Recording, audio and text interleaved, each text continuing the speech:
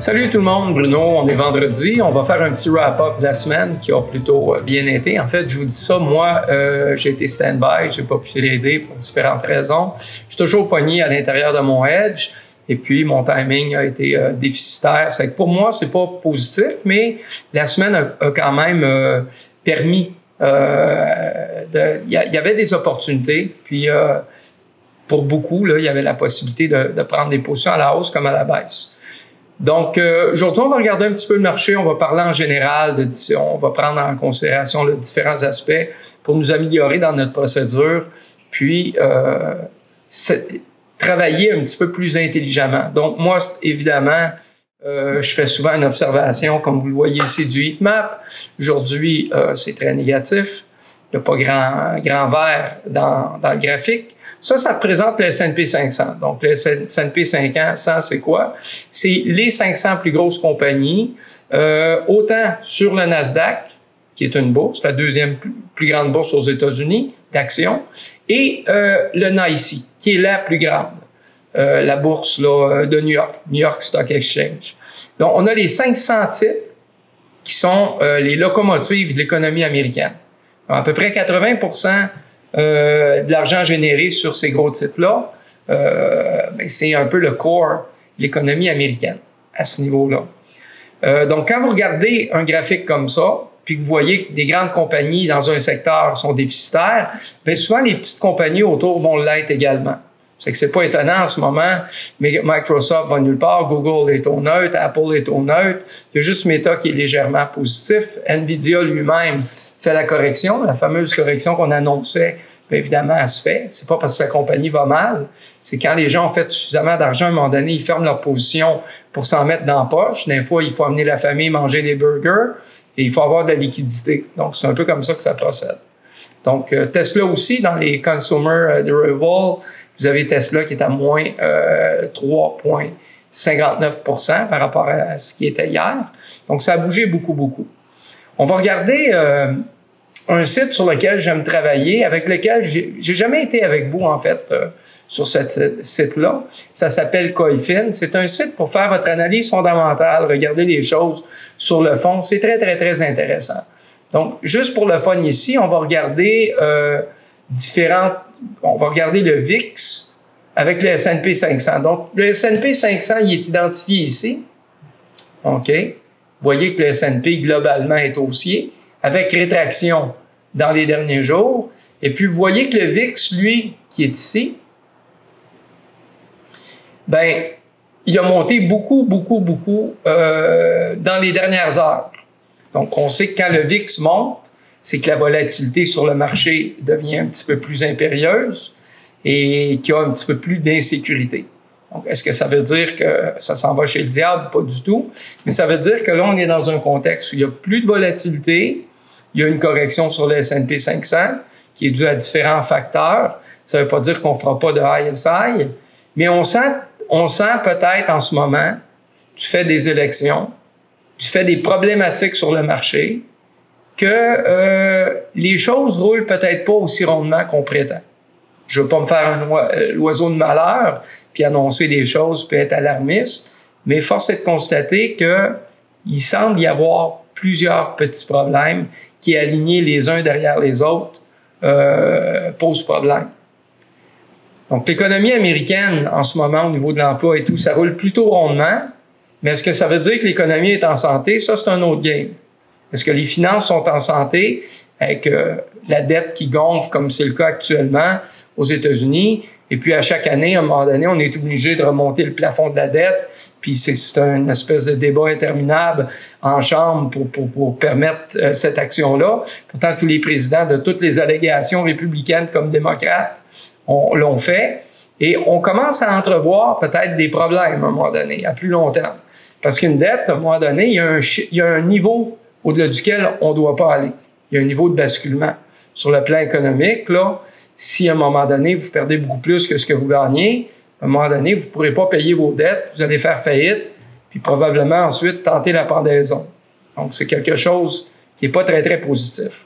Aux États-Unis, il y a des questions qui se posent par rapport à l'économie. Puis prendre pour acquis que ça va toujours bien aller parce que jusqu'à présent, on s'en est toujours sorti. même durant la crise de 2007, bien, c'est un petit peu miser sur notre propre volonté, la pensée magique. On veut en fait que le scénario le meilleur se présente parce que ça nous est favorable. Donc, les marchés actuellement sont un petit peu embrouillés. Est-ce que ça va être comme ça la semaine prochaine? J'en ai aucune idée, mais on sent quand même qu'il y a beaucoup d'éléments qui s'adjoignent. Puis le problème, ben, semble se prendre de plus en plus de place dans la pièce. C'est l'éléphant qu'on veut pas voir. On verra bien si j'ai raison à court, moyen, long terme. Comme je vous disais à un moment donné, comme trader, j'ai aucun intérêt à avoir raison. J'ai intérêt à m'ajuster correctement. Donc, j'ai des scénarios, bravo. Puis, si à un moment donné, je travaille correctement, bien, je vais être capable de profiter de mes réajustements. C'est le nerf de la guerre. On va aller maintenant sur les graphiques sur TradingView. On va revenir sur des valeurs qu'on connaît. On va aller vite fait sur l'or, puis ensuite, on va aller sur un stock. Par exemple, on va prendre Meta aujourd'hui. Donc, si on regarde en daily, on va regarder seulement le graphique. Donc, vous voyez qu'il y a eu une très belle figure de renversement il y a quelques jours. On a eu un RMI, hein? Puis le RMI, en fait, là, en daily, la chute s'est poursuivie. Deuxième jour, troisième jour. Et là, aujourd'hui, il y a une cassure significative dans le low slow de notre chandelle de référence qui était la grande verte. Je vais vous le dessiner. Puis là, on a fait un beau mouvement baissier. Souvent, quand on fait ce genre de mouvement-là, la journée d'après, il y a une petite rétraction au ralentissement. Très souvent. Et très souvent, aussi après ça, il y a une continuité dans le mouvement baissier, dans ce cas-là, ou une remontée. Donc, vous allez me dire, dans le fond, tu dis les deux scénarios, tu nous apprends rien. Ça peut être un ou ça peut être l'autre. Mais l'idée, c'est que comme on anticipe mieux ce qui risque de se produire, on est à même à ce moment-là de rentrer dans la position au meilleur moment possible quand on voit que nos indicateurs, puis notre lecture du graphique lui-même, quand on voit ce qui risque de se passer. Donc là, la rétraction qu'on fait ici, on est rendu pratiquement, on pourrait dire ici qu'il y a une espèce de support-résistance. On est dessus présentement. C'est possible dans le restant de la journée parce qu'il en reste encore un petit peu qu'on perce. Puis ensuite, d'après moi, on risque de remonter un petit peu. Si jamais on remonte un peu, puis qu'après ça, on bêche, puis on descend, on risque à ce moment-là de venir travailler dans une zone qui est beaucoup plus importante, ça serait celle-ci. Donc, imaginez-vous, on anticipe là, en ce moment, on prépare qu'est-ce que le marché pourrait nous servir dans les prochains jours. Supposons qu'on descendait un peu, qu'il y aurait une correction, puis qu'on repassait, mais là, il y a du price action. Il y a des fortes chances qu'on vienne retravailler dans cette zone-là, qui correspondrait en fait à notre bulk ici de volume. C'est notre volume profile. C'est là où il y a le value area. C'est là où il y a le plus de développement dans les derniers jours. Puis ça ferait sens, parce qu'on a eu quand même une grosse montée. Cette montée-là, il y a eu plusieurs ISI, hein?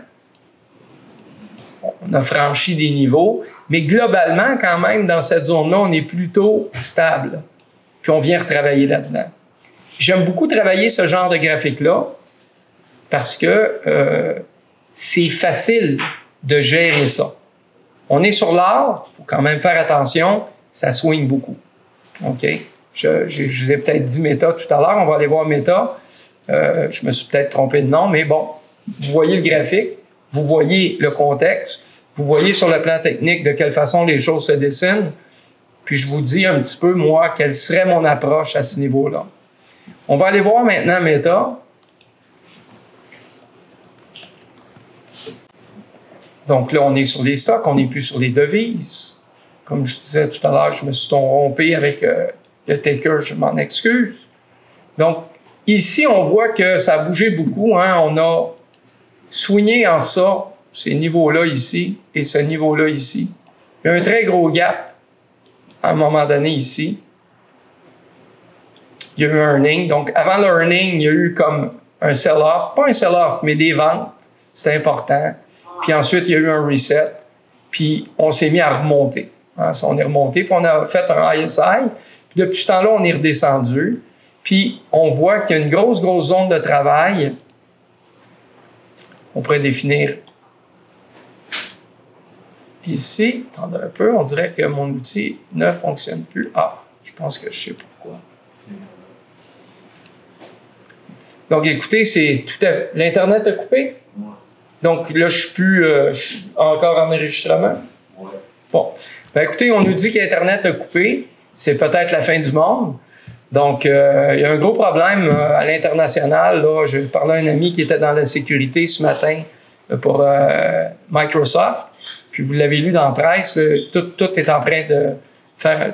il y a des espèces de shutdown. Donc, on s'en excuse. Je vais essayer de reprendre le cours de... c'est revenu? Yes. Excellent. Donc, je vais vous dessiner un peu ce que je voulais vous dessiner. Donc, ici, on travaille dans une zone. Hein?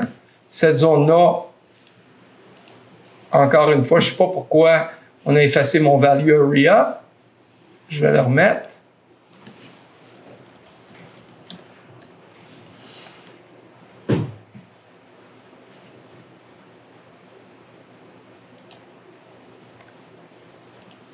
Donc, vous voyez que la zone dans laquelle on est, encore une fois, ça correspond à ce qu'on peut voir ici. Il y a énormément de travail dans cette zone de prix-là. C'est une zone importante. Ça correspond quand même à, si on prend du plus bas au plus haut, c'est une fluctuation sur 16 %. Quand même 74 points. C'est quand même du solide, là. Donc, si on brise ici, si jamais on vient briser ce niveau-là ici, ben, je ne sais pas si vous voyez bien, là, mais on a un double top qui est en train de se faire. En fait, on a un Adam et Ève, d'après M. Bulkowski, là, quand on a une configuration arrondie ici, puis un pic en pointe comme ça ici, ça s'appelle un Adam et Ève. Puis là, on n'est pas loin. On n'est pas loin, en fait, de voir la percée. Vous allez me dire, oui, mais pourquoi tu ne l'as pas mis en dessous de ça ici? J'essaie d'y aller, en fait, avec le gros du travail. Donc, vous savez que le trading, c'est pas une science exacte. J'en fais la preuve aujourd'hui.